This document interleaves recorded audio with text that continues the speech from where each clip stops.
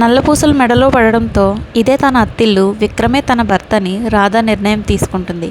ఇకపై ఈ ఇంటి నుంచి నన్ను ఎవరూ బయటికి పంపించలేరు అని దమయంతితో సవాల్ చేస్తుంది రాధ. అయితే రాధ అన్న మాటలకు దమయంతి తలపట్టుకొని కూర్చుంటుంది. ఏమైంది మామ్ అని ప్రియ అడుగుతుంది. దీనికి నిజం చెప్తే ఏదో ఒక పిచ్చి పని చేస్తుంది అని దమయంతి తనలో తాను అనుకొని తలనొప్పి వచ్చిందని అబద్ధం చెప్తుంది. ఎందుకు? రాధ వల్ల వచ్చిందా? అగ్రిమెంట్ పెళ్లిని నిజం పెళ్లిగా చేస్తానందా అని ప్రియ అడుగుతుంది. అలా రాధ ఎందుకు చెప్తుంది? ఎప్పుడెప్పుడు అగ్రిమెంట్ కంప్లీట్ అవుతుందా అని ఎదురు చూస్తుంటుంది కదా అని దమయంతి చెప్తుంది. మరి నీకెందుకు తలనొప్పి వస్తుంది అని ప్రియ ప్రశ్నల మీద ప్రశ్నలు వేస్తుంది. నువ్వేదో దాస్తున్నావు అని అర్థమైంది. ఏదో జరిగింది మామ్, దానివల్లే తలనొప్పి వచ్చి ఉంటుంది. ఆ తలనొప్పి నాకు తగిలించడం నీకు ఇష్టం లేదు, అందుకే నాకు చెప్పడం లేదు, అంతేనా అని ప్రియ అడుగుతుంది. అలాంటిది ఏం లేదు అని మాట దాటేస్తుంది దమయంతి. దీంతో ప్రియ అక్కడి నుంచి వెళ్ళిపోతుంది.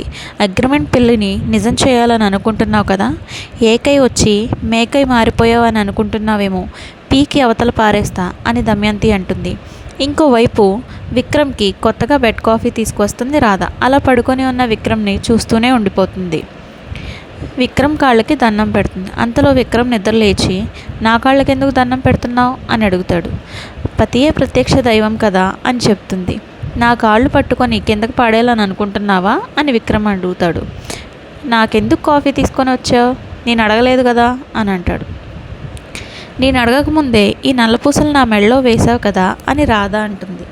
ఏదో తేడాగా ఉందే అని విక్రమ్ అనుమానిస్తాడు.